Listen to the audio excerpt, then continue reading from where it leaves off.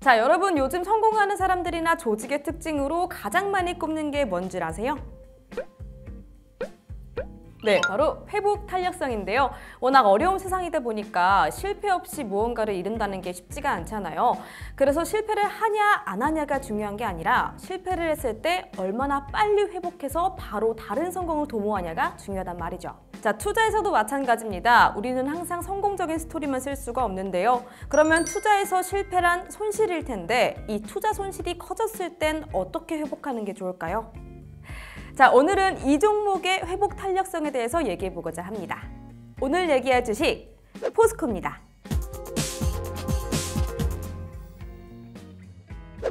우리나라 제조업의 근간은 뭐니 해도 철강입니다. 포스코는 다들 잘 아시다시피 이 철강을 만드는 회사입니다. 제가 그 전에 잠깐 중국 얘기를 할까 해요. 중국이 세계무역기구에 가입하기 시작하면서 세계 경제가 중국발 훈풍에 후끈 달아올랐다라고 할 수가 있어요. 근데 이 글로벌 공장이 된 중국이 제조업을 일으키면서 가장 시급했던 게 철강 원자재였거든요. 중국이 철강의 생산, 소비, 수출에서 세계 1위가 되면서 중국 철강 가격의 동향은 곧 전 세계 철강 시황이다라고 해도 과언이 아닌데요. 그런 중국 효과 덕분에 포스코 주가는 2000년 이후로 슉 레벨업이 됩니다. 포스코 주가의 도약은 중국 효과 이전에도 있었습니다. 바로 1993년인데요.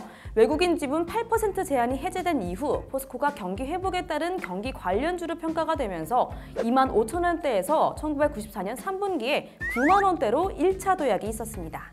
또 이후 외국인 지분 취득 한도 폐지에 따른 민영화와 판매 가격 인상, 또 판매량 증가에 따라서 1999년 3분기에 18만 원대로 2차 도약을 맞습니다. 18만 원 높아졌다. 자, 그러던 것이 2004년 4월에 주가가 휘청합니다. 원인은 중국이었는데요. 2004년 4월 29일 중국 원자바오 총리가 긴축을 밝혔죠. 은행의 신규 대출을 사실상 동결했었는데요. 그러자 포스코 주가가 그야말로 힘없이 뚝 떨어졌습니다. 이때 주가는 한 달 만에 고점 대비 27%나 폭락합니다. 이때 갖고 계셨던 분들 조금 패닉이셨겠네요. 근데 제가 또 이렇게 떨어질 때 손절하라고 하는 포스코 얘기가 아니거든요. 당시 공포에 떨면서 바로 포스코 주식을 손털었다가는 후회하셨을걸요. 주식이 그렇게 간단하지가 않잖아요. 이 공포에 사라는 말도 있고요. 떨어지는 칼날은 잡지 말라는 얘기도 있어요. 주가가 급락할 때는 섣불리 투자에 나서기보다는 일단 지켜보는 게 낫다는 얘기인데요. 이 갖고 있을 때도 마찬가지일 것 같습니다. 좀 지켜보는 자세가 필요하긴 합니다. 여러분들은 잘 나가던 주가가 갑자기 하락폭이 막 커졌을 때는 어떻게 하셨겠어요? 중국의 긴축은 당시 점점 더 중국의 경기 의존도가 높아지는 국내 제조업, 특히 소재 기업의 실적에는 직격탄이었는데요. 그런데 차이나 쇼크 이후에 국내 증시는 다시 상승 흐름을 탔습니다. 차이나 쇼크가 다행히 단기 조정 정도의 효과만 주고 끝나면서 글로벌 경제가 회복세에 들어서자 이 포스코 주식도 완전 오름세를 탔거든요. 그때 계속 갖고 계셨던 분들 너무 다행이었겠다. 아까 회복 탄력성으로 포스코 얘기를 시작을 했는데요. 포스코는 기업 펀더멘털이 굉장히 튼튼한 종목이죠. 이렇게 기초가 탄탄했던 종목이기 때문에 이런 회복 탄력성을 보여줄 수가 있는 것 같습니다. 이렇게 회복 탄력성이 좋은 주가 흐름은 투자자들에게 신뢰를 줄 수밖에 없는 것 같고요. 포스코가 진짜 상징적인 흐름을 보여줬다 하는 건 바로 언제냐면요. 연일 사상 최고치를 경신했던 2007년 9월인데요. 종가 기준으로 8년 만에 무려 삼성전자를 뛰어넘은 겁니다. 당시 산업의 최대 이슈는 정보통신이었는데요. 이 정보통신을 대표하는 삼성전자보다도 더 높은 주가를 기록했던 것은 상당히 기록적인 일로 받아들여지죠. 9월 21일 그날 종가가 67만 원대로 53만 원에 그쳤던 삼성전자를 완전히 이겨버렸어요. 어떻게 이렇게 흐름이 좋았냐 하면은 역시 실적이죠. 정말 주식에는 실적이 제일 중요한 것 같은데요. 중국 쇼크가 일회성 악재로 끝난 이후 포스코 실적이 계속 승승장구했거든요. 철강 가격은 안정적으로 유지되고 이 고부가 가치 사업으로 비중을 확대했던 그 전략도 맞아떨어지면서 수익성이 더 좋았다라고 말할 수 있을 것 같아요. 이런 양호한 펀더멘털과 주가의 회복 탄력성에 일부 증권사들은 포스코의 목표가를 80만 원대로 제시하기도 했습니다.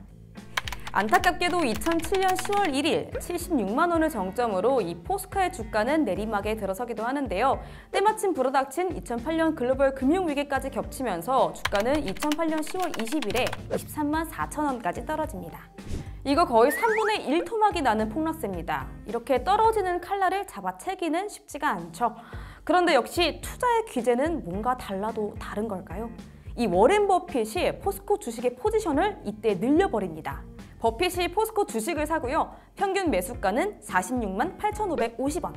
물론 포스코 주가가 경기 회복에 힘입어서 다시 60만 원대로 복귀를 하자 워렌 버핏이 막대한 차익을 챙겼던 바가 있습니다.